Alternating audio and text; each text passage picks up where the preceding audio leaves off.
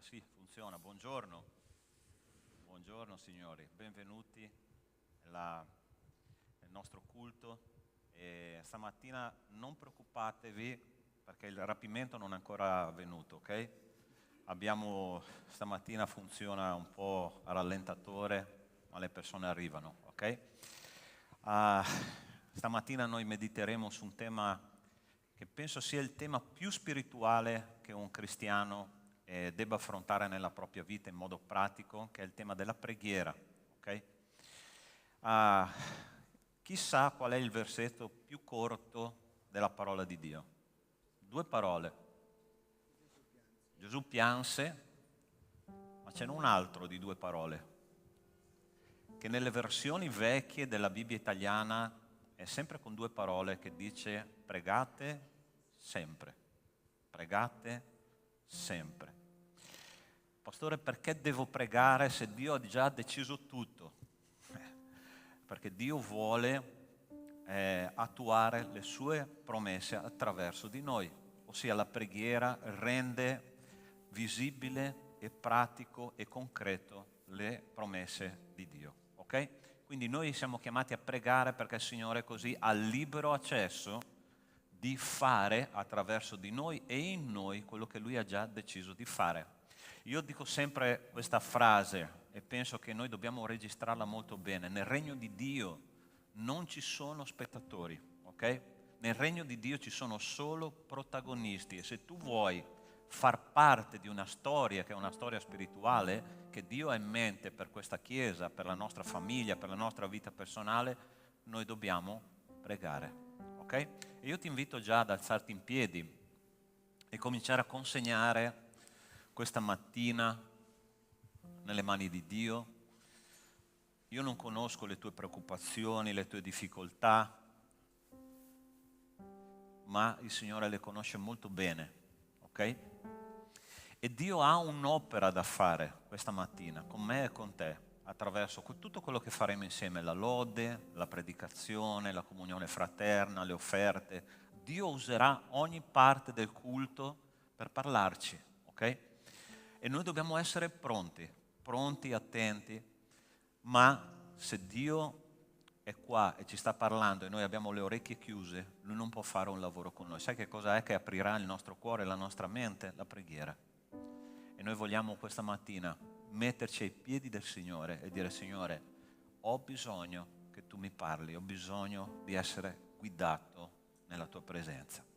Nostro Dio, nostro Padre, io sono qua, Signore, insieme ai miei fratelli, le mie sorelle, e dichiaro con tutto me stesso, Signore, che ho bisogno, Signore, della Tua guida. Nella preghiera, Signore, noi troviamo che Tu sei Dio, che Tu sei quello che è al di sopra di ogni altro nome che si pronunci in questa realtà e in quella futura. Tu sei il Re dei Re, Signore dei Signori. Un salmo dice: cosa può fare il giusto quando le fondamenta sono distrutte? E la risposta è: il Signore è nel suo Tempio santo, il Signore regna. Nostro Dio, noi vogliamo metterti questa mattina nel tuo trono, vogliamo metterti, Signore, nel posto che ti spetta.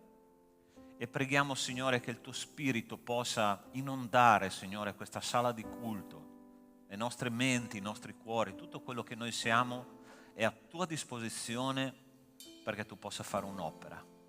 Ti ringraziamo, Signore, per la presenza di ogni anima qui questa mattina e ti chiediamo, Signore, veramente agisci nel seno della tua Chiesa. Te lo chiedo nel nome di Cristo Gesù. Amen. Amen. Hai già salutato il tuo fratello questa mattina? Quindi lascia il tuo posto, vai a salutare la persona vicino a te, dagli una parola di benedizione, ok?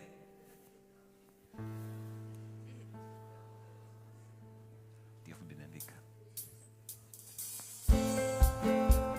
Ok, buongiorno a tutti. Volevo iniziare facendovi una domanda questa mattina. Chi è Dio nella vostra vita? Cosa ha fatto Dio per voi? Per molti potrebbe essere un padre, per molti è un protettore, ci sono tante definizioni che possiamo dare a Dio, però vorrei che quest'oggi possiate prendere l'opportunità di cantare questa prima musica e di dire ai vostri problemi quanto è grande Dio, quanto potente è Dio nel confronto dei vostri al confronto dei vostri problemi. Davvero prendete l'opportunità, cantiamo tutti insieme e diciamo a Dio che Lui è molto più grande dei nostri problemi. I nostri problemi non sono niente in confronto a tutto quello che Lui può fare. Cantiamo.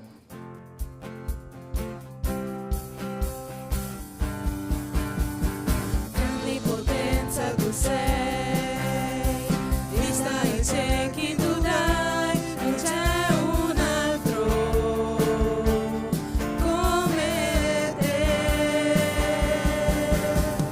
Luce nel buio tu sei, vista nel lutto tu dai, non c'è un altro come te.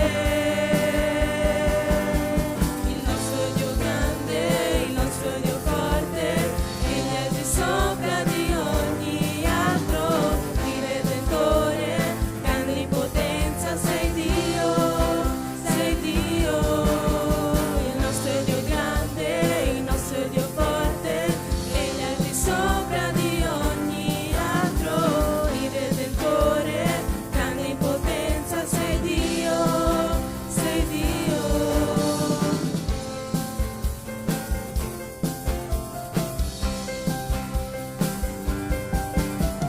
Grande in potenza tu sei, vista in ciechi tu dai, non c'è un altro come te. Luce nel buio tu sei, vista nel lutto tu dai, non c'è un altro come te.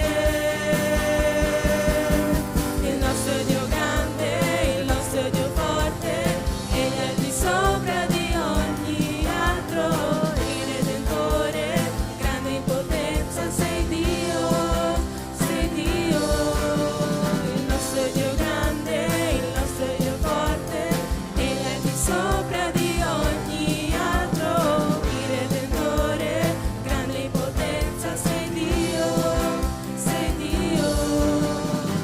Se Dio è per noi, chi sarà contro noi? Se Dio è con noi, chi mai ci fermerà?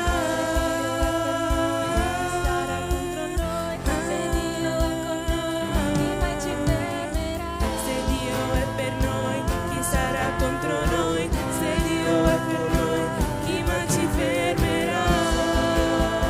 Il nostro Dio è grande, il nostro Dio forte, egli è di sopra di ogni altro, il Redentore, grande in potenza, sei Dio, sei Dio.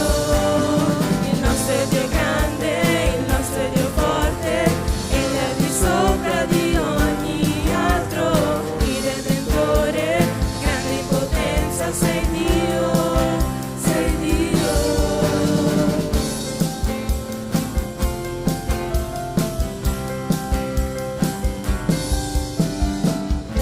Amen.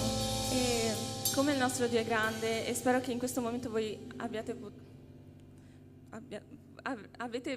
spero che voi abbiate preso questa opportunità per poter parlare a Dio dei vostri problemi. Io chiedo a Dio in questo momento che voi possiate vedere la sua gloria nella vostra vita, davanti ai vostri problemi.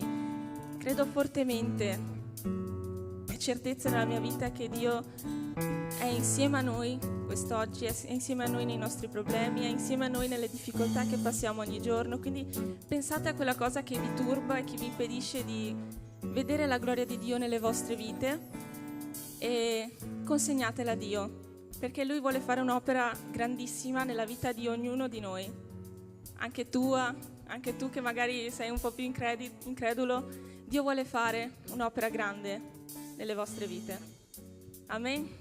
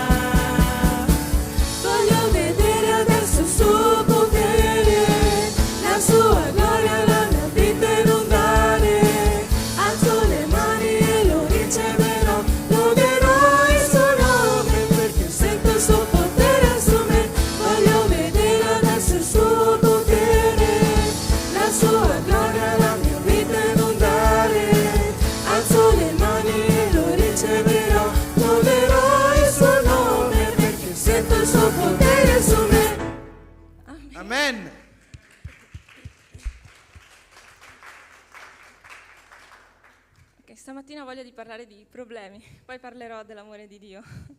E la prossima canzone da un sacco che non la cantavo, almeno io, con la lode, si chiama Oceani.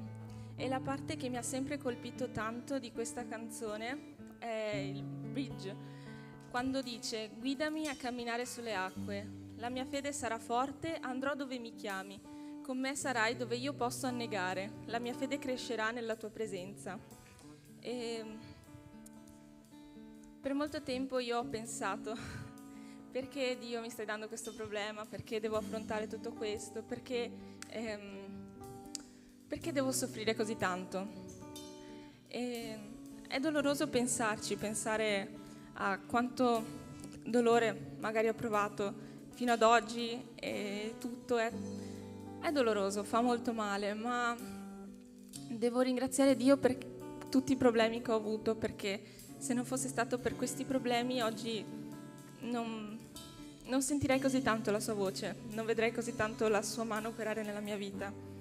E davvero, come i pastori dicono, i problemi sono davvero una benedizione nelle nostre vite, perché ci avvicinano a Dio. Perché quando pensiamo di avere soldi, di avere amore, di avere tutto, la verità è che non cerchiamo Dio. È molto difficile, non è impossibile, e a Dio piacciono le cose impossibili, però è molto difficile, come quel versetto che dice che è più facile che un cammello entri per il buchino del lago, adesso non mi viene come si chiama, piuttosto che un ricco entri nel regno di Dio. E è difficile cercare Dio quando pensiamo di avere tutto, ma la verità è che quando abbiamo tutto in questo mondo non abbiamo niente in Dio.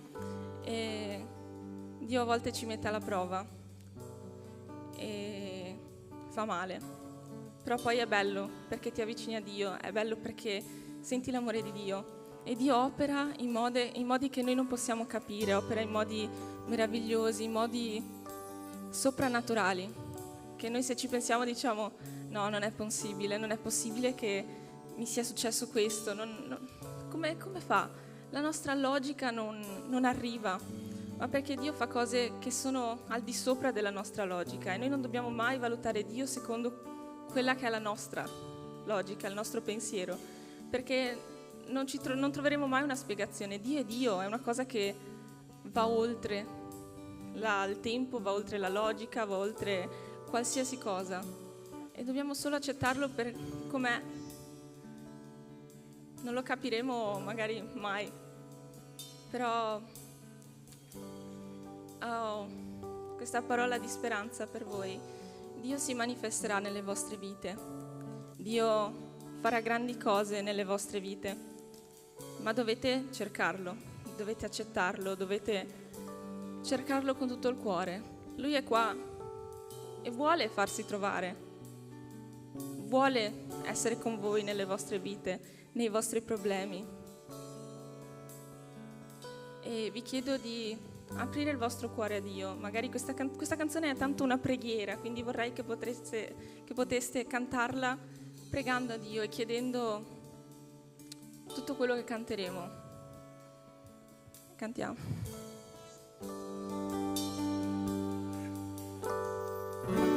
Tu mi hai chiamato sulle acque, verso l'ignoto so che affonderei, e lì ti trovo nel mistero, nelle profondità, offrendo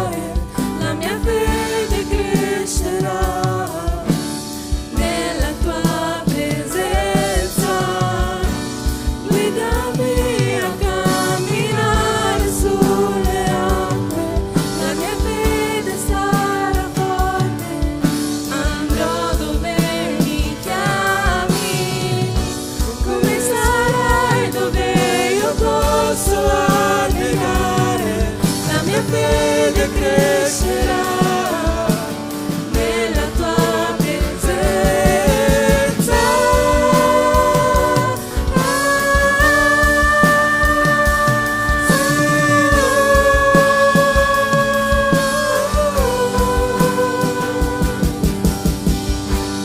Il tuo nome invocherò, oltre le onde guarderò, nella tempesta l'anima si stringe a te, perché sono tuo e tu sei mio.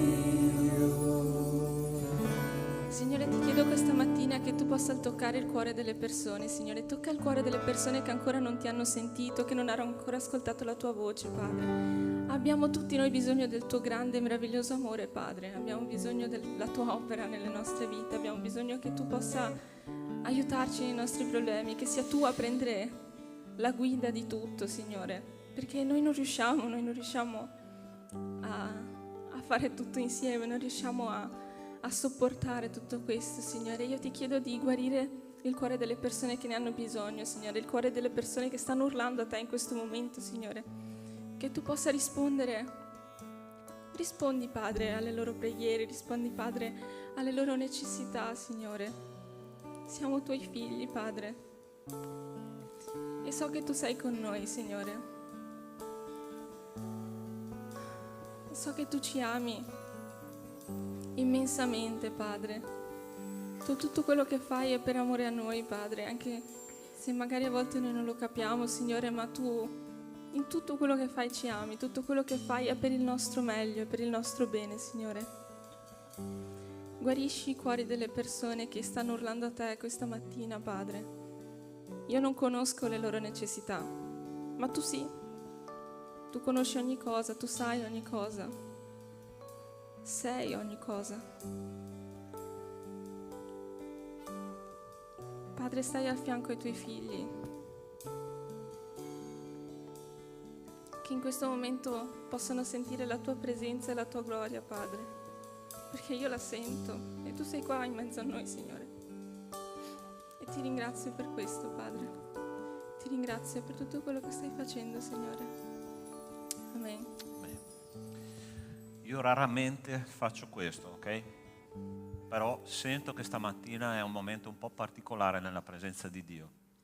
Allora sta attento, abbiamo appena cantato e noi dobbiamo essere coscienti di quello che facciamo quando siamo alla presenza di Dio. Abbiamo appena cantato perché io sono tuo e tu sei mio, ok? Quando è che tu sei di qualcuno? Quando tu sei sposato. In Italia l'anello nuziale si chiama fede. Molto interessante, no? Ossia, quando io metto l'anello al dito, la fede al dito, ed è interessante che questa fede, questo anello, no? È un cerchio, e il cerchio è la figura geometrica che non ha né inizio né fine. E soprattutto, quando ci si sposa, l'anello è fatto d'oro. L'oro è il metallo più prezioso che esiste sulla faccia della terra. Ma tu sai che perché questo oro sia oro puro, deve passare per un processo di purificazione. E l'oro passa per alte temperature per diventare oro, per togliere tutte le scorie, ok? Ed è proprio lì che l'oro diventa prezioso. Noi a volte passiamo per alte temperature della vita, è vero o no? Io ho avuto delle esperienze veramente molto forti nella mia vita. Ma è interessante che la nostra fede si basa su alcuni principi interessanti. Il primo, quando c'è l'impossibilità umana, è proprio lì che la nostra fede deve entrare in azione. È proprio lì perché Dio è specialista in cose soprannaturali. L'altra cosa su cui si basa la nostra fede sono i silenzi di Dio. Ossia, sembra che tu preghi, no?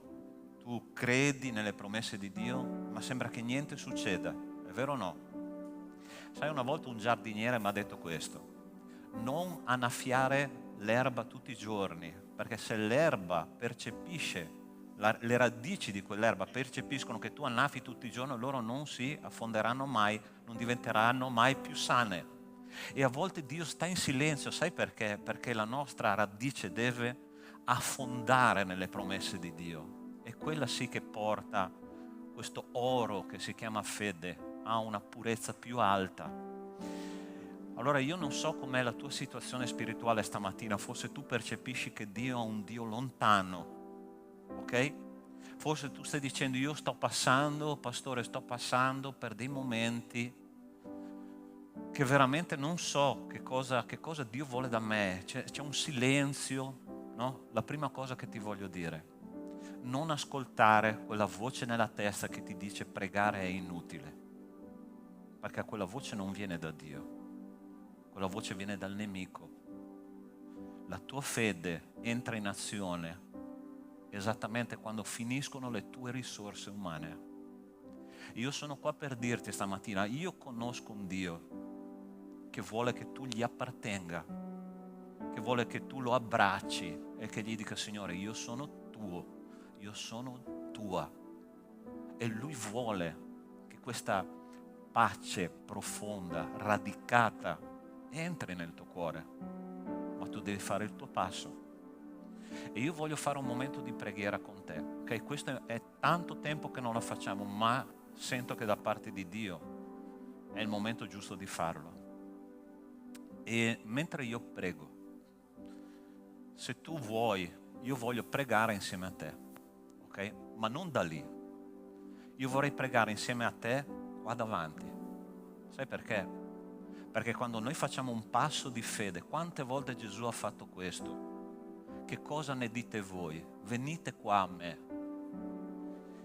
E se tu senti che hai bisogno della preghiera della Chiesa, io ti invito a venire qua davanti, senza paura, forza, venite.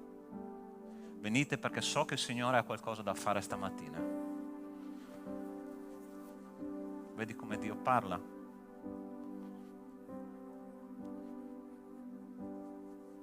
Carissimi, volete che la vostra fede sia raffinata come l'oro? I silenzi di Dio, no? Che sembra che ci facciano quasi male. Ma Dio vuole fare un'opera con noi questa mattina. E io pregherò insieme a te, non solo per te, ma insieme a te, perché anch'io ho bisogno di raffinare la mia fede. E io voglio che veramente noi possiamo uscire da questa sala di culto con un cuore completamente rinnovato, trasformato e radicato nelle promesse di Dio. Sai che ci sono nella parola di Dio più di 10.000 promesse. E sai che quando è che si attuano queste promesse? Quando noi crediamo in quello che leggiamo. Crediamo in quello che Dio dice. Preghiamo? Sì? Porta il tuo cuore, tutto quello che tu hai dentro, ai piedi del Signore, ok? Perché veramente Dio vuole fare un'opera questa mattina. Nostro Dio, nostro Padre, io ti ringrazio. Perché, Signore, tu hai toccato il cuore di queste anime preziose. Hanno dato un passo di fede e stanno dicendo: Signore, ho bisogno della tua mano sopra di me, ho bisogno del tuo intervento, ho bisogno della tua guarigione, ho bisogno che tu spezzi quella barriera a cui io sto pensando. E Signore, io so che quando i tuoi figli vengono a te con un cuore aperto, con un cuore sciolto davanti al tuo trono di grazia, Signore, tu muovi la tua mano, mandi la risposta dal cielo, mandi quella benedizione che noi stiamo aspettando. Signore, nel nome di Cristo Gesù, non siamo qua per chiederti cose per egoismo, ma stiamo chiedendoti cose, Signore, che ti porteranno gloria. Gloria a te, Signore, una vita libera che spezza catene, che spezza, Signore, ogni bugia del nemico e che porta anime alla tua presenza, al tuo trono, avvicino a te, Signore. Signore, grazie perché queste persone sono uscite dalla folla, sono venute incontro, hanno corso verso di te e stanno dicendo: ho bisogno, Signore, che la tua parola, Signore, possa dare veramente questa mattina profonda guarigione a ciascuno che è qua davanti, nel nome di Cristo Gesù. Amen e amen. E aspetta che Dio ti risponda, perché Dio risponderà. Dai un abbraccio alla persona vicino a te, ok? Dai un abbraccio, dagli una parola di benedizione.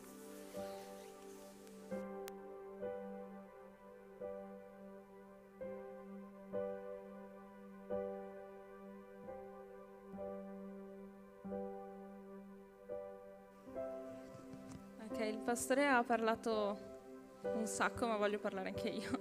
Vabbè, è un testo che appena l'ho letto a casa ho detto devo troppo condividerlo con la Chiesa. E qua è tratto dal libro Crazy Love di Francis Chan. Ok? E lui a un certo punto parla di quello che ho detto prima, del fatto che quando abbiamo soldi, eccetera, pensiamo di avere tutto.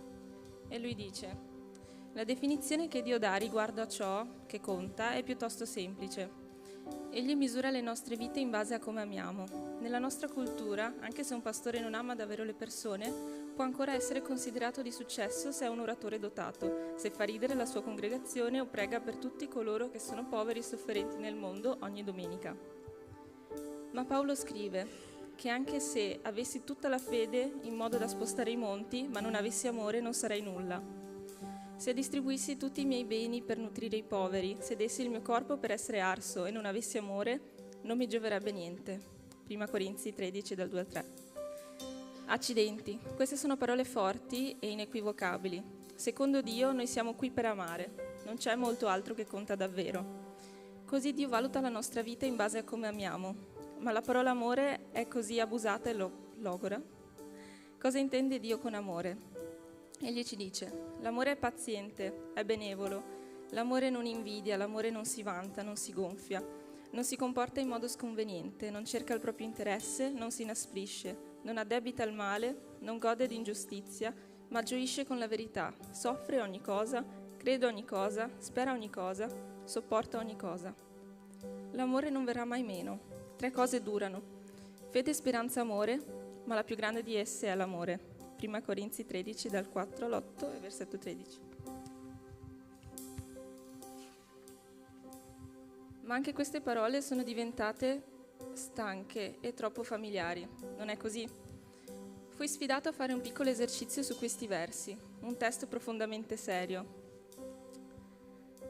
Prendi la frase l'amore è paziente e sostituisci la parola amore con il tuo nome. Fallo per ogni frase del passaggio. Alla fine non ti senti come un bugiardo. Se sono chiamato ad incarnare quello che è l'amore, allora spesso fallisco nell'amare per davvero gli altri. Seguire Cristo non è qualcosa che può essere fatto senza voglia o a metà. Non è un biglietto da visita che possiamo dare quando ci fa comodo. Deve essere al centro di tutto ciò che facciamo e siamo. Se la vita è come un fiume, allora per seguire Cristo richiede di nuotare controcorrente. Quando smettiamo di nuotare o di seguirlo attivamente, noi cominciamo automaticamente ad essere presi dalla corrente e portati a valle. O per usare un'altra metafora più familiare alla gente di città, siamo come su un'infinita scala mobile che scende verso il basso.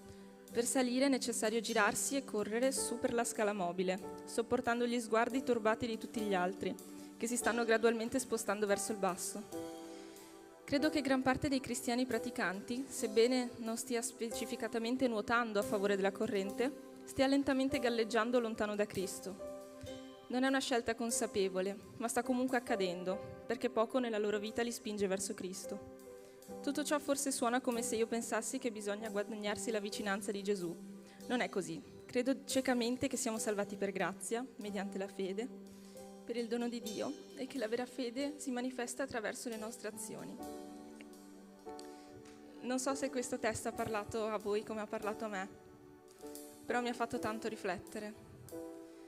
E la prossima canzone si chiama Goodness of God.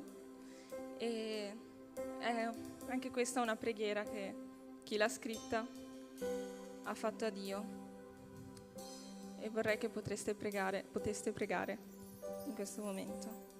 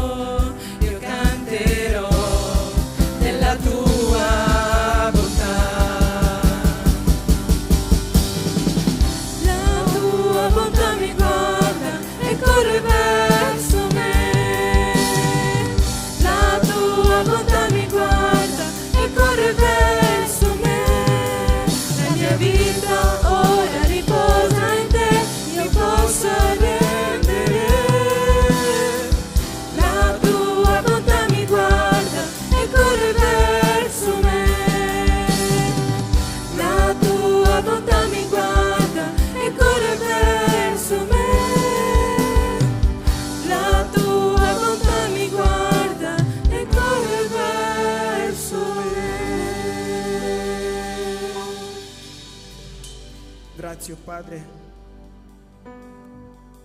di come è la tua bontà che ci ha reso tuoi figlioli, oh Padre. E attraverso la tua grazia che ci hai strappato dalle catene del male, oh Padre. Grazie di come tu hai a disposizione moltissime benedizioni, più di quanto noi ne possiamo immaginare. Ma è la nostra poca fede, è il farci prendere dai problemi, da difficoltà, da questa vita frenetica, oh Padre, che limita la tua grazia, oh Padre, che limita le tue benedizioni, che limita di operare nella nostra vita, oh Padre. Ti chiedo, oh Padre, di aiutarci, di guidarci per ogni passo della nostra vita, oh Padre. Che tu possa essere sul trono della nostra vita, oh Padre, e abbandonarci nelle tue braccia, oh Padre. Come quell'apostolo che si mise sul cuore di Gesù e temendo di essere lui che tradiva Gesù, gli chiese: sarò io che ti tradirò?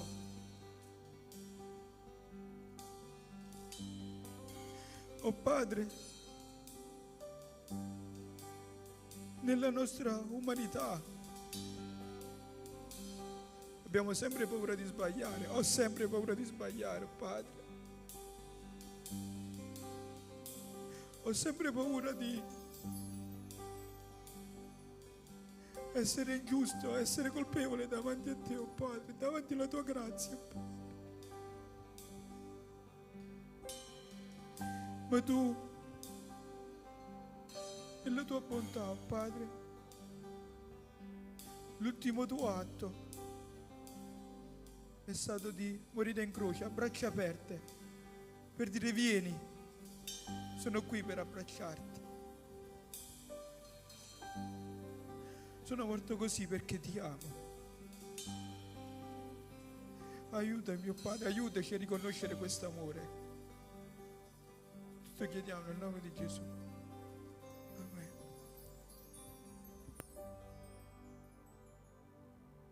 Potete sedervi.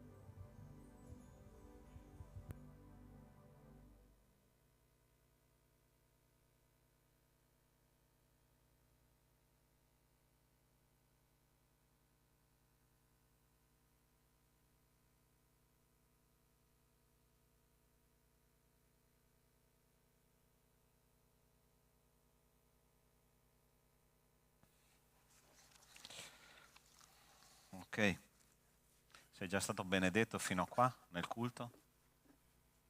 Amen, Chiesa. Sei già stato benedetto, sì o no? C'è ancora tanto altro, eh? Il Signore stamattina ci ha preparato proprio una bella tavola imbandita di prelibatezza spirituale. Pregare.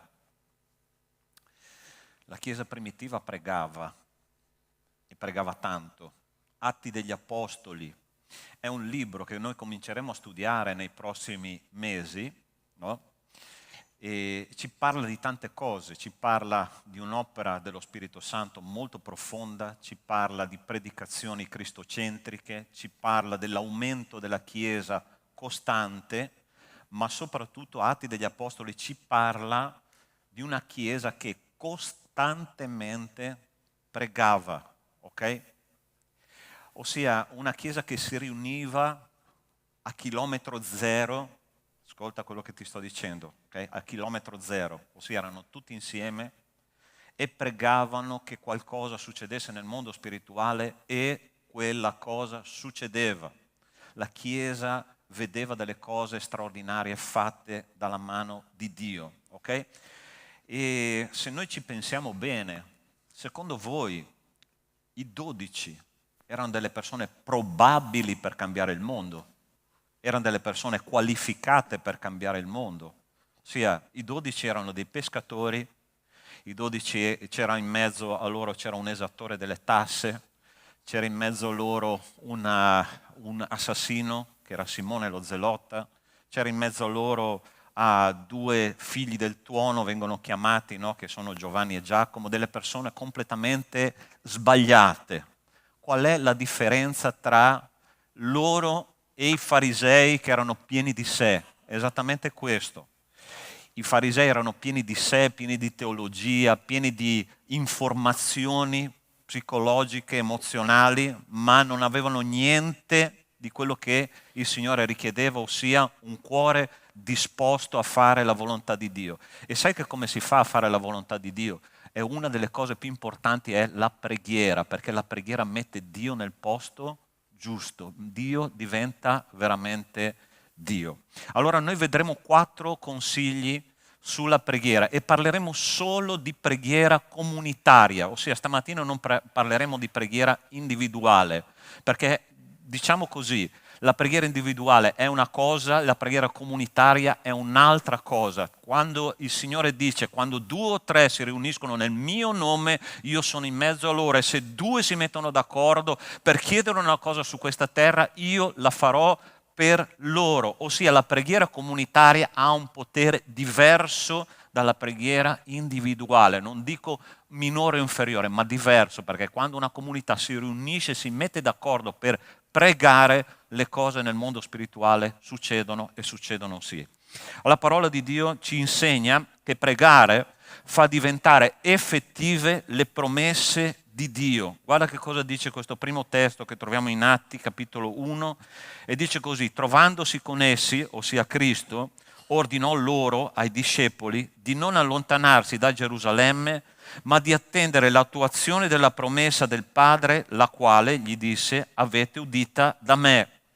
Allora essi tornarono a Gerusalemme, dal monte chiamato dall'Uliveto, che è vicino a Gerusalemme, e non distandone che un cammin di sabato, quando furono entrati, salirono nella sala di sopra, dove di consueto si trattenevano Pietro, Giovanni, Giacomo, Andrea, Filippo, Tommaso, Bartolomeo e Matteo, Giacomo d'Alfeo e Simone lo Zelota e Giuda di Giacomo.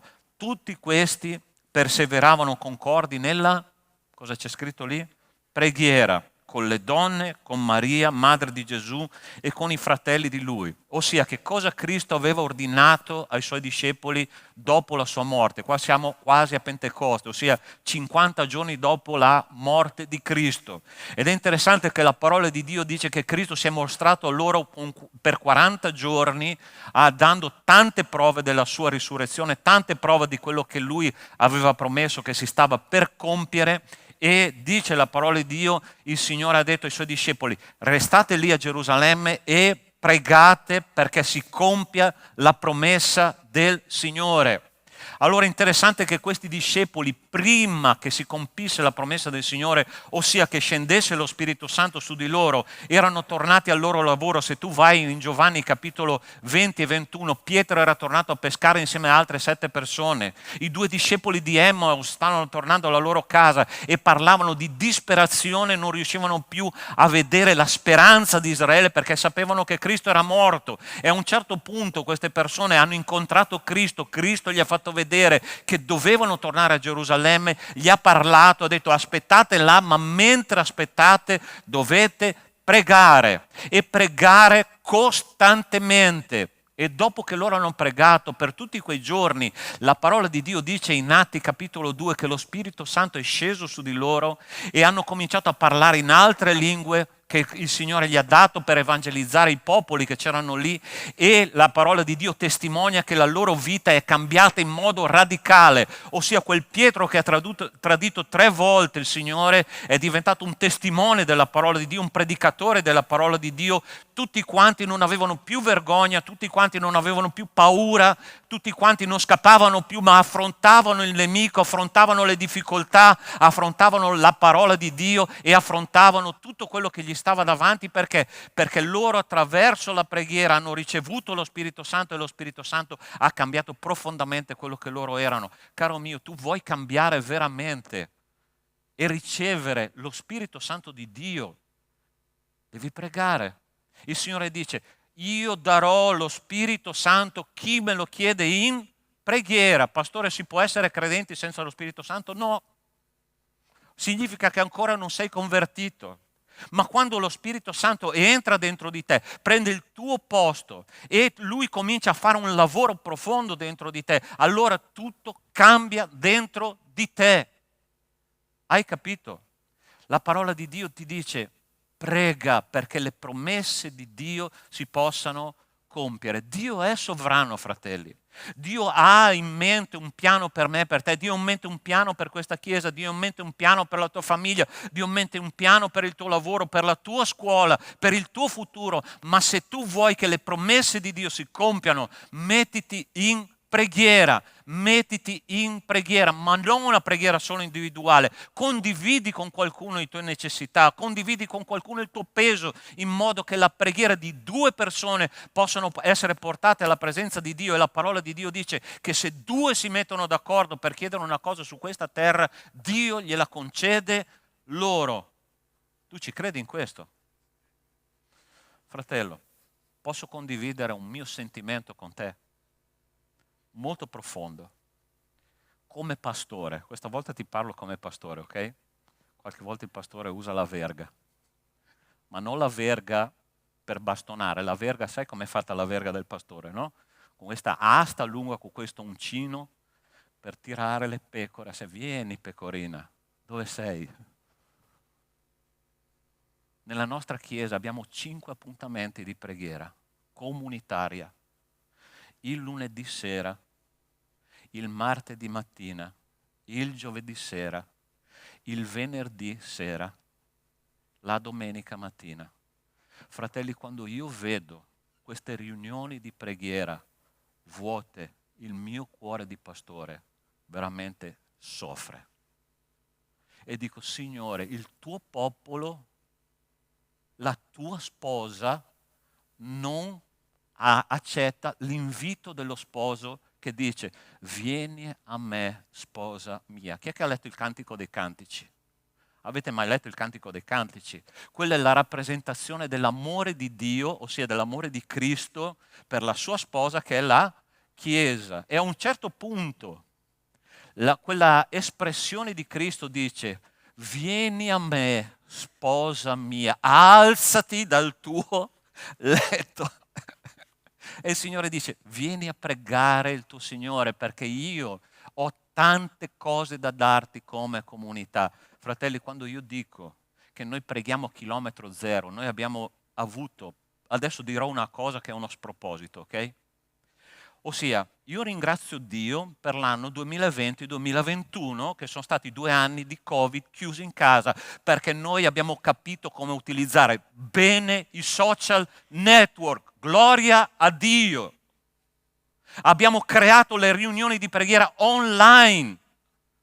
Gloria a Dio, perché quello ci dà la possibilità, nonostante siamo distanti, di stare insieme e di pregare il Signore per vedere il Signore all'opera. Hai capito? Fratello, per favore, ti scongiuro, partecipa alle riunioni di preghiera, per favore. Non lasciare il pastore da solo. Ok? Quindi da ora in poi tutte le riunioni di preghiera piene, va bene? Promesso? Promesso e non concesso? O promesso e basta? Promesso, va bene. Vedo molto convinta la comunità. Fratelli, tu vuoi che le promesse di Dio arrivino dal cielo, sì o no? Dobbiamo pregare insieme. Preghiera di comunità. Pregare fa diventare effettive le promesse di Dio. Pregare, punto numero 2, mette Dio al posto di Dio. Quando io vado in preghiera alla presenza di Dio, io percepisco chi Dio è nella mia esistenza, quale posto occupa Lui nella mia esistenza e nell'esistenza della mia comunità. Guarda cosa dice il capitolo 2, il capitolo dopo al brano che abbiamo letto. E dice: ed erano perseveranti, guarda questa parola importante, perseveranti nell'ascoltare nell'insegnamento degli apostoli, nella comunione fraterna, nel rompere il pane e nelle preghiere. E poi dice alla fine del capitolo, e ogni giorno andavano ossidui al Tempio e concordi al Tempio, rompevano il pane nelle case, prendevano il loro cibo insieme con gioia e semplicità di cuore, lodando Dio, godendo il favore di tutto il popolo, e il Signore aggiungeva il loro numero ogni giorno, quelli che venivano salvati. Che differenza c'è tra io faccio le cose per Dio? Ascolta bene questa domanda.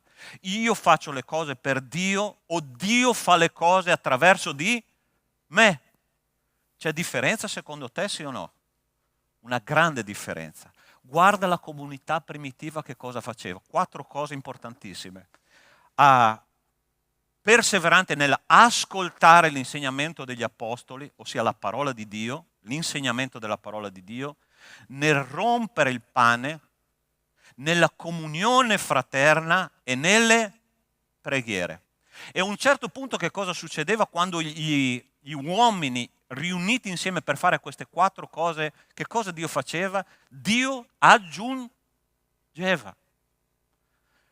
Era un programma ben organizzato che portava le persone ai piedi di Cristo. Era il gruppo più rinomato musicale che esisteva sulla faccia della terra che portava persone a Cristo. Era un predicatore carismatico che faceva venire le prediche, con le sue prediche qualcuno a Cristo. Se tu vai a leggere le prediche degli Atti degli Apostoli è una cosa impressionante, io le chiamo le prediche più deludenti della storia, ok? Perché non è altro che la ripetizione della storia di Israele. Tu vedi la predica di Pietro, tu vedi la predica di Stefano, tu vedi la predica di Paolo, addirittura un giorno Paolo predicava, c'è raccontato lì negli Atti degli Apostoli, in una chiesa, in una comunità, tirava la sua predica, dice la parola di Dio, a lungo. A un certo punto un giovane si è addormentato, è caduto giù dalla finestra, è morto. Ossia, guarda che entusiasmo che c'era nelle prediche degli Apostoli. Ma qual era la differenza? La differenza è che loro pregavano, dicevano 2 parole e le persone si convertivano perché Dio lavorava attraverso di loro. A volte noi ci prepariamo con l'omilettica, con la teologia sistematica, con una predicazione eloquente e preghiamo poco e poi ci stupiamo perché le persone non vengono toccate. E il Signore dice, tu vuoi vedere le moltitudini venire a Cristo, tu vuoi vedere vite cambiate, comincia a pregare. Comincia a pregare. Il Signore aggiungerà persone. Allora ti faccio una domanda. Tu hai nel tuo elenco, nel mio io ce l'ho, ok? Di richiesta a Dio la conversione di qualche persona vicino a te che non ancora conosce Cristo. Ce l'hai sì o no? Alza la tua mano se ce l'hai. Ok, tu lo vuoi vedere convertita, arresa a Cristo. Preghiera comunitaria. E sai perché? Perché Dio arriverà, lo prenderà e lo aggiungerà. È Cristo che aggiunge. Ma noi dobbiamo trovarci insieme, metterci d'accordo per chiamare quel nome alla presenza di Cristo attraverso la preghiera. Io so che dentro nella tua testa c'è questa convinzione. Ascolta questo pensiero che tante volte è girato per la mia testa. Prego da tanto tempo e non succede niente. Hai mai pensato questo? Sai da chi viene questo pensiero? Viene dall'inferno, che cerca di farti smettere di pregare con i tuoi fratelli, che spezza l'armonia spirituale che Dio sta cercando di creare attraverso delle connessioni di preghiera insieme perché il Signore possa lavorare in modo profondo nella vita delle persone. Cari fratelli e sorelle, la Chiesa primitiva si trovava, pregava e le cose succedevano, le persone venivano aggiunte. Sai perché succede questo? Perché quando noi preghiamo facciamo un fondamento profondo nel mondo spirituale, un fondamento profondo, e Dio non può mettere mattoni sopra mattoni se il fondamento non è profondo, se il fondamento non è grande. Dio non può aggiungere perché l'edificio altrimenti traballa. pastore, ma la nostra chiesa potrebbe essere di 500, 1000 membri. E come? Certo che sì. Che differenza c'è tra la chiesa primitiva e la nostra chiesa? Nessuna, loro erano in 12. Hanno fatto la differenza? Sì. E cos'è stata la differenza? La preghiera insieme. Ah, pastore, sono scoraggiato. A volte sono anch'io scoraggiato. Ma Dio mi dice, continua a pregare, persevera nella preghiera, perché nella preghiera tu trovi chi io sono e che cosa posso fare. Sai che Dio prende il suo posto quando io ce lo metto al suo posto, nel mio cuore. E Dio vuole il posto di first class, non vuole mai seconda classe. Lui vuole essere al di sopra di ogni tuo interesse, di ogni tuo pensiero. Seconda cosa, pregare mette Dio al posto di Dio e gli fa operare con cose potenti. Terzo punto, pregare fa crollare le barriere spirituali. Guarda che cosa dice qua questo testo, Atti capitolo 4, 2 capitoli più avanti. Gli apostoli erano stati imprigionati e poi liberati. E la parola di Dio racconta, subito dopo che sono stati liberati, loro alzano questa preghiera a Dio e dicono, proprio in questa città contro il tuo santo servitore Gesù, che tu hai unto, si sono radunati Erode, Ponzio Pilato, insieme con le nazioni e con tutto il popolo di Israele per fare tutte le cose che la tua volontà e il tuo consiglio avevano prestabilito che avvenissero.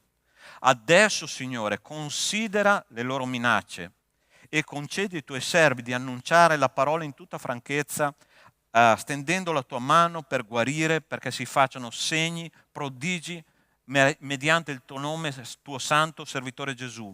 Dopo che ebbero pregato, il luogo dove erano riuniti tremò e tutti furono riempiti di Spirito Santo e annunciavano la parola di Dio con franchezza. Il luogo dove loro erano riuniti pregando tremò e dopo furono riempiti di Spirito Santo. Ossia, da chi viene la minaccia? Da chi viene l'accusa? Da chi viene la barriera perché il Vangelo non avanzi? Da chi? Dal nemico.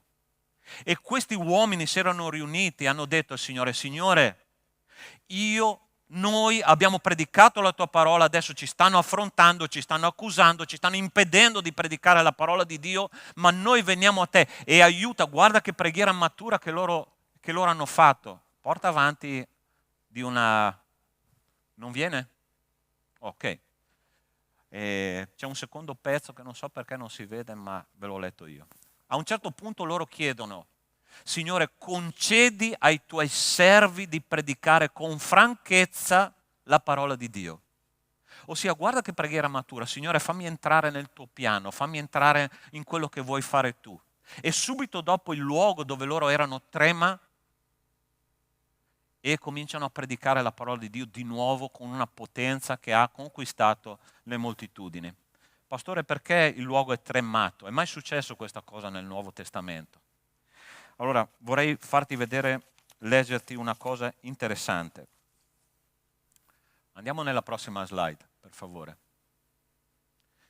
Guarda che cosa è successo nell'Antico Testamento a un altro uomo di nome Daniele, un'esperienza fortissima in preghiera. E dopo tiriamo le nostre conclusioni. Dice così, l'angelo disse a Daniele, vestiti, no scusate ho sbagliato testo.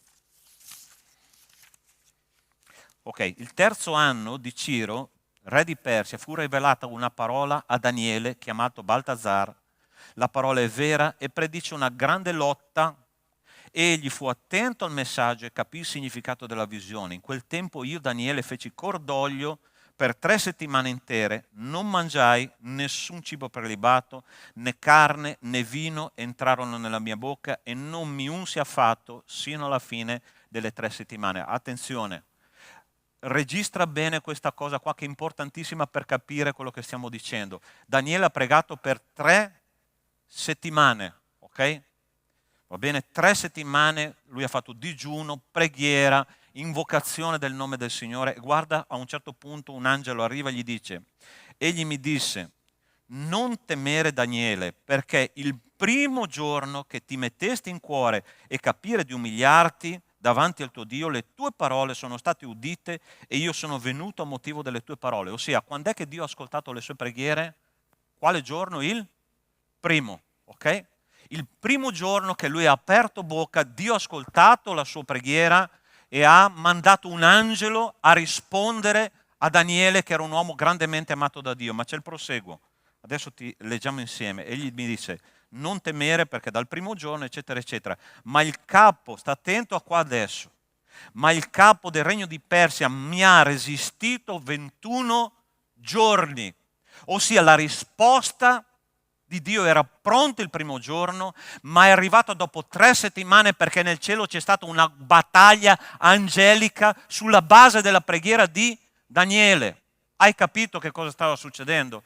Quando io e te preghiamo, se non perseveriamo, se non andiamo avanti, anche quando è tutto buio e tutto dice no, le preghiere dal cielo non arrivano, le risposte dal cielo non arrivano. E il Signore ci sta dicendo: c'è una battaglia angelica nel cielo. I demoni contro gli angeli lottano perché le risposte di Dio non arrivino qua sulla terra.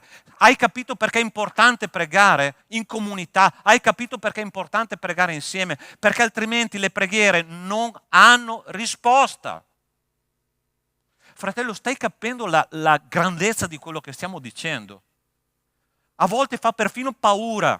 Ossia, le mie preghiere muovono le schiere angeliche da una parte e dall'altra, i demoni combattono contro gli angeli e Dio manda la risposta, ma non riesce a mandare la risposta. Dio può fare tutto, ma Dio vuole farlo attraverso le nostre preghiere, perché Lui ama che noi partecipiamo alla sua opera.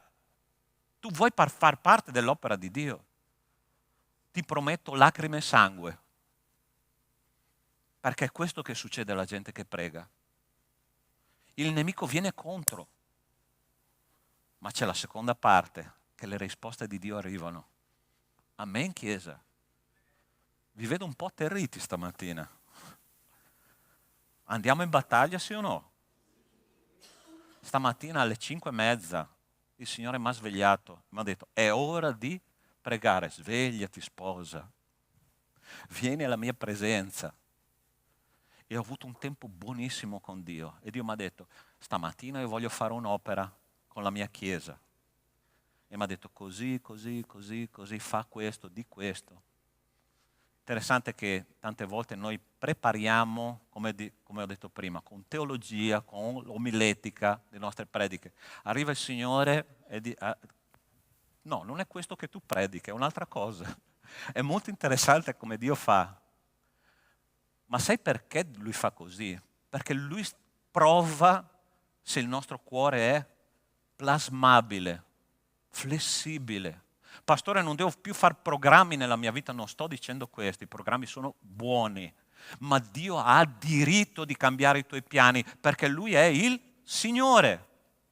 E questo Daniele, che stava pregando da 3 settimane, è arrivata la risposta perché lui ha insistito e non ha mollato finché Dio non gli ha dato la risposta. Se tu sei qua stamattina, il Signore ti sta dicendo: insisti, non mollare, perché io ho una risposta da darti, chiara, limpida, e la mia volontà è buona, perfetta e... Cosa dice la parola di Dio, fratelli? Pronto? Romani capitolo 12. La sua parola la sua volontà è buona, perfetta e accettevole in italiano, no? Ossia, Dio ha qualcosa di veramente buono per te, ma tu non devi mollare in preghiera. Pastore, mi sento prigioniero del dubbio. Sei qua per qualcosa stamattina, ok? Sei qua perché il Signore sta dicendo: possiamo vincere insieme, ma tu non devi mollare, tu devi insistere. E ultima cosa che vorrei condividere con te stamattina: pregare libera prigionieri. In quel periodo il re Erode cominciò a maltrattare alcuni della Chiesa e fece uccidere di spada Giacomo, fratello di Giovanni. Vedendo che ciò era gradito ai giudei, continuò e fece arrestare anche Pietro. Erano i giorni degli azimi. Ossia, tu prova a immaginare una chiesa piena di amore e di fervore, a un certo punto viene preso un apostolo, rappresentante ufficiale del Signore, e viene ucciso di spada. Io penso che la comunità è stata proprio ferita nel profondo, ossia i pagani hanno diritto e hanno modo di fare questo con un predicatore della parola di Dio. Ma sta attento, perché c'è un ma, e i ma nella Bibbia mi piacciono tanto, no? Ma fervide preghiere erano fatte per lui dalla Chiesa, ossia per Pietro, ok? Ma fervide preghiere erano fatte per lui dalla Chiesa. Pietro viene imprigionato quindi, ed ecco un angelo del Signore, ancora gli angeli che agiscono, sopraggiunse una luce risplendente nella cella. L'angelo, battendo al fianco di Pietro, lo svegliò dicendo: alzati presto, e le catene gli caddero dalle mani. E l'angelo disse: vestiti e mettiti i sandali. E Pietro fece così, poi gli disse ancora: mettiti il mantello e seguimi. Ed egli, uscito, lo seguiva, non sapendo che era realtà, ossia la risposta di preghiera stava arrivando, e Pietro che cosa diceva? Ma sarà vero o non sarà vero? Ti è mai capitato questo, che Dio ti risponde e dice: ma Signore, ma è vero questa cosa che sta succedendo? Allora perché stai pregando, scusa? Ma non è finita qua, no, il teatro, perché veramente io quando ho letto questo testo, alla fine mi sono messo a ridere, ho detto: noi siamo proprio così. Allora sta attento che cosa succede.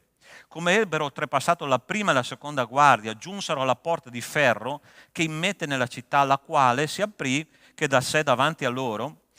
Uscirono, si inoltrarono per la strada, e all'improvviso l'angelo si allontanò da lui. Pietro, rientrato in sé, ok, ha dovuto far mente locale, dice: mi sta succedendo davvero? Ora so di sicuro che il Signore ha mandato il suo angelo e mi ha liberato. Ma va, adesso sei libero, finalmente hai capito che la realtà è quella.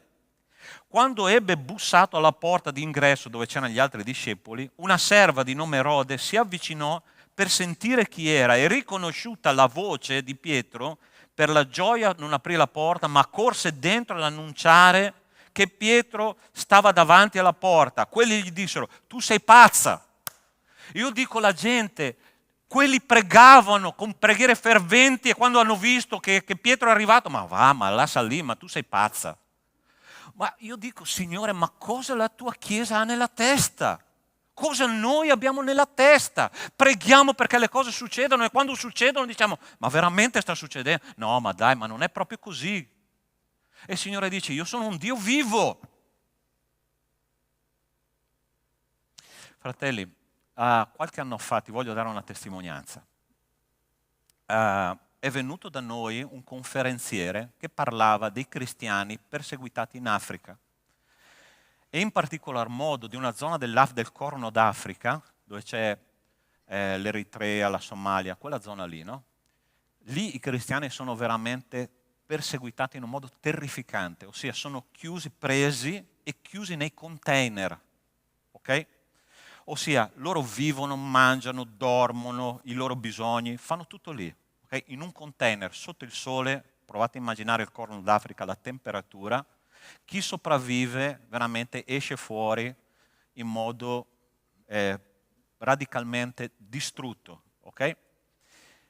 E lui ci chiedeva: avete voglia, desiderio di pregare per liberare una persona da questi container? Io veramente mi sono preso a cuore, insieme alla comunità dove frequentavo, di pregare ogni giorno, ma con un cuore davanti a Dio. Dico: Signore, io non so, io non vivo questa realtà, ma posso immaginare cosa stanno provando alcune persone là dentro, in quel container, miei fratelli, mie sorelle, che stanno patendo delle sofferenze terribili. E dicevo ogni giorno: Signore, oggi libera una di quelle persone, una, per favore, una, liberala, perché io voglio vedere un mio fratello, una mia sorella libero, almeno uno, portalo via da lì. 3 anni dopo arriva una proposta di una conferenza di una signora, di una ragazza africana, che era stata liberata da uno di questi container, è arrivata nella nostra chiesa, ha scritto un libro che si chiama oggi Non fermerete il mio canto, lo trovate anche in italiano, e lei è stata liberata, è scappata in un modo soprannaturale da quel container ed oggi è in Europa e porta conferenze in tutto il mondo. E sai per cosa lei è stata liberata? Attraverso le nostre preghiere. Tu pensi che Dio faccia qualcosa attraverso le preghiere, sì o no? E questo angelo ha detto a Pietro, Pietro, mettiti il mantello, mettiti i sandali, riordinati perché è ora di andare fuori da quella cella. Questo è un messaggio non solo per quelli che sono chiusi nel container, ma che sono chiusi in un'attitudine da cui non riescono a liberarsi. Ci sono tante catene spirituali nella società di oggi e ti dico anche un'altra cosa che forse ti farà cadere dal pero, ok? Ci sono tante catene spirituali nella Chiesa, nei credenti, nei figli di Dio, che purtroppo hanno le catene e il Signore attraverso la preghiera vuole liberare dei prigionieri oggi, vuole liberare da dei vizi oggi. E finché la preghiera della Chiesa è costante, Dio libera persone.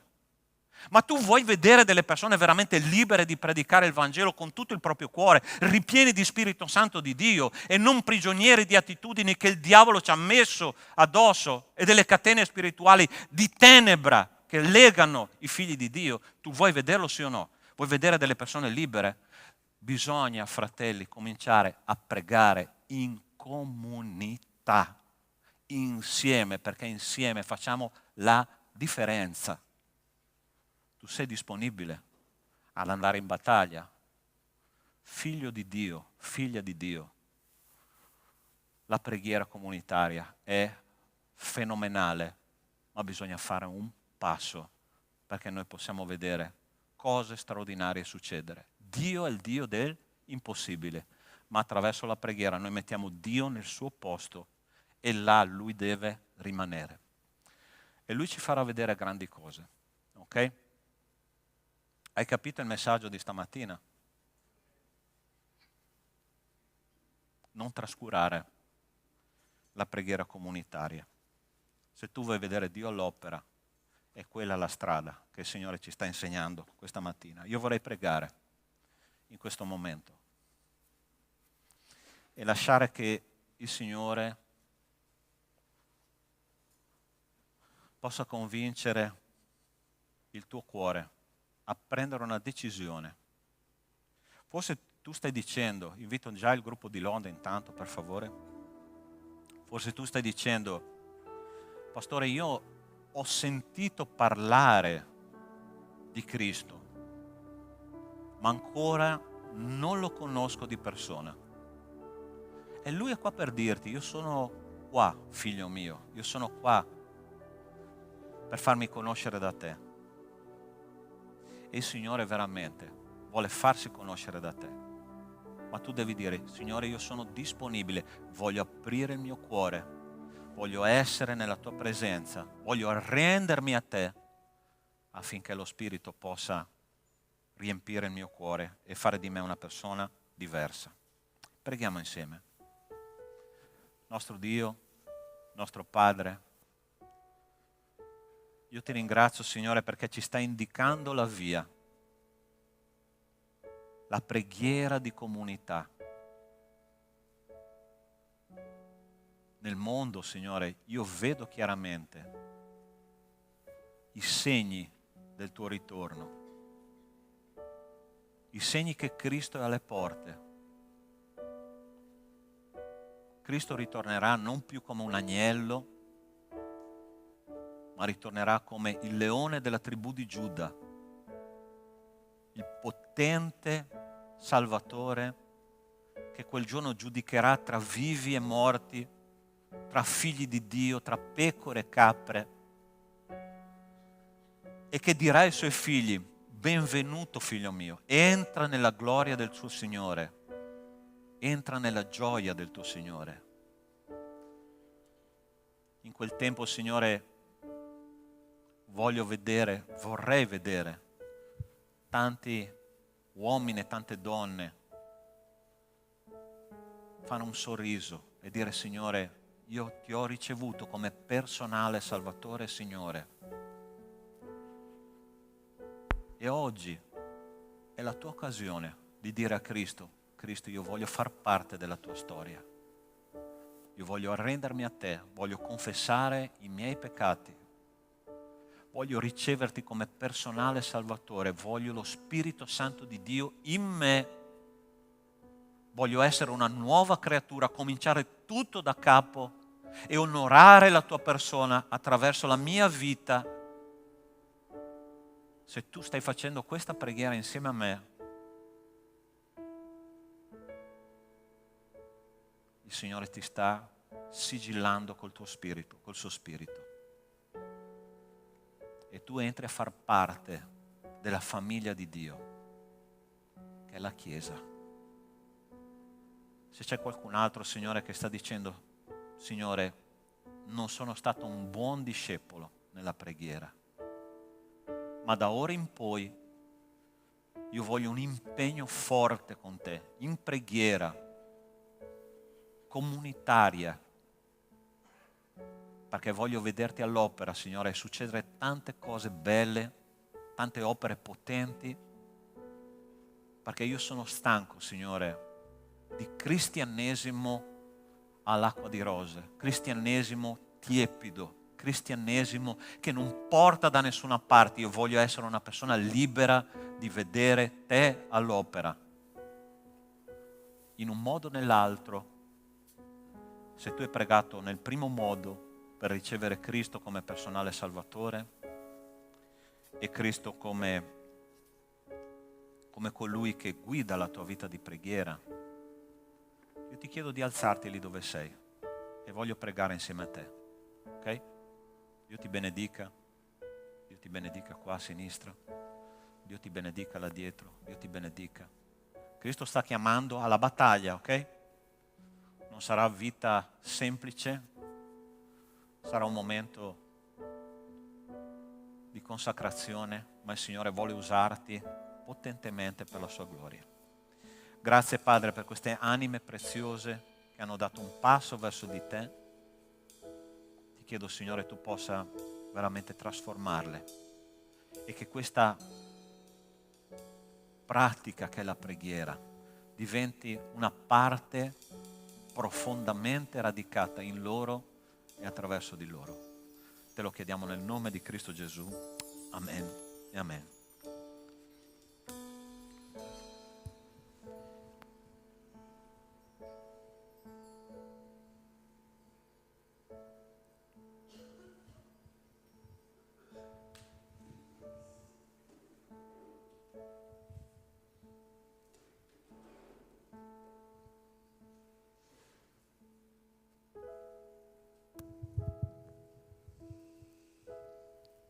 Ok, vi chiedo di gentilmente stare in piedi, che adesso avremo il nostro momento di decime offerte e cantiamo e ringraziamo a Dio per quello che ci ha dato anche questo mese.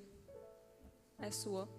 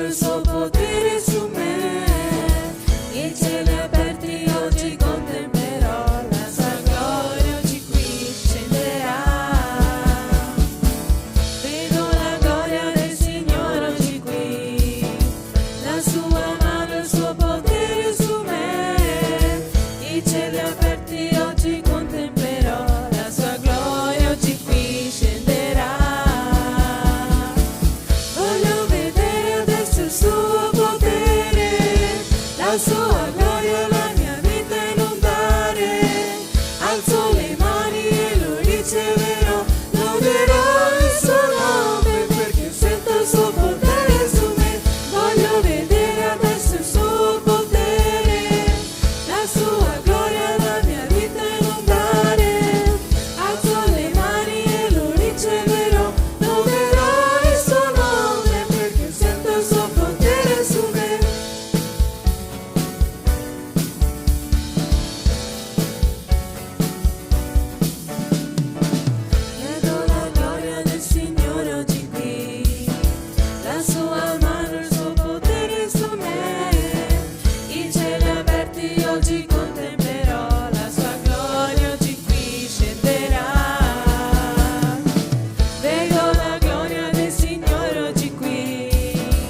la sua mano, il suo potere su me. I cieli aperti oggi contemplerò, la sua gloria oggi qui scenderà. Voglio vedere adesso il suo potere, la sua gloria, la mia vita inondare.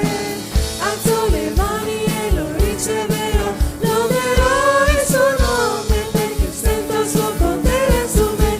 Voglio vedere adesso il suo potere, la sua gloria, la mia vita inondare. Alzo le mani e lo riceverò, loderò il suo nome perché sento il suo potere su me.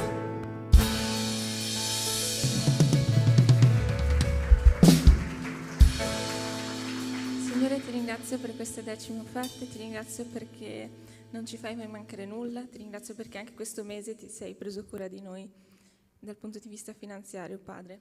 E ti ringrazio perché anche questa parte della nostra vita appartiene a te, Signore, e ti chiedo davvero che ognuno di noi possa aver dato questa 10 di cuore, con il cuore arreso a te, Padre. E ti ringrazio per tutto quello che stai facendo per questa Chiesa, per quanto ci hai benedetto finanziariamente parlando. Davvero, Padre, la tua bontà è immensa e non ci stai facendo mancare nulla. Il tuo amore è qua, è sempre insieme a noi e ti ringrazio infinitamente per questo, Padre. Amen. Potete sedervi? Ok, vi rubo ancora 2 minuti, ma devo poi mettere il banner, per favore. Eccolo qua. Allora, Vivian, per favore, vieni qua. Sì, vieni qua, Vivian, su, falla brava. Dov'è il resto del tuo sistema scheletrico? Perché tu sei l'accostolo, ma tutto il resto? Dov'è, Mario? Ah, ok. Va bene. Allora, fratelli, voi sapete che noi facciamo parte del comune di Villorba, no? Abbiamo un buon rapporto con la parte sociale dell'assistenza sociale del comune di Villorba. Abbiamo fatto un contatto dopo che abbiamo mandato tante risorse là in Ucraina e loro ci hanno dato nomi di famiglie bisognose che abitano qua nel comune di Villorba. Che cosa noi facciamo con queste famiglie? Attraverso Vivian e Mario al momento andiamo nelle case, portiamo un cesto di alimenti per persone che hanno difficoltà, ma ovviamente portiamo anche la parola di Dio e un conforto proprio personale a queste persone, no? Che stanno per essere veramente evangelizzate anche, no? Allora, ci hanno dato il nome di 11 famiglie, Vivian. 11 famiglie. Allora, Vivian e Mario, che hanno cominciato insieme al pastore Caio a questo ministero, ovviamente non ce la fanno da soli, ok? Questo ministero si chiama Abbraccio Agape e questa mattina io voglio fare un appello a ciascuno di voi. Chi si sente spinto in questa direzione, sarebbe interessante poter parlare o con me o con Vivian o con Mario Barelli, in modo che qualche coppia si aggiunga e possiamo così entrare nelle case. Fratelli, ascoltatemi bene. Noi preghiamo per la salvezza del popolo di Treviso, sì o no? Il Signore ci ha aperto la porta. Nelle famiglie andiamo, portiamo la nostra persona, portiamo la parola di Dio, portiamo un cesto con alimenti. Dio ci ha aperto la porta, ma abbiamo bisogno di operai, ok? La parola di Dio dice, Gesù ha detto, pregate che Dio mandi degli operai nella messe perché la messa è grande, ma gli operai sono pochi. Abbiamo bisogno di operai che lavorano in questa area. Quindi, alla fine del culto, per favore, parlate con Vivian, parlate con me. Se qualcuno si sente spinto in questa direzione, il Signore lo sta chiamando, per favore dateci una mano perché abbiamo bisogno di operai. Grazie Vivian. Ok?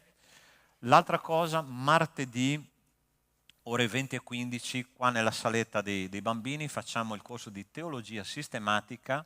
Questa settimana c'è anche un argomento importantissimo che è la carismologia, ossia lo studio della dottrina dei doni spirituali. Questa dottrina ha fatto una confusione terribile nelle denominazioni, però io voglio invitarti, no? Ah, pastore, io sono di origine pentecostale, io sono battista fin dalla nascita, io sono un presbiteriano. Ok, tu vedi denominazioni nella parola di Dio, nella Bibbia? C'è qualche denominazione? No, sai perché? Perché la parola di Dio è chiara, ok? Sui doni spirituali è molto chiara.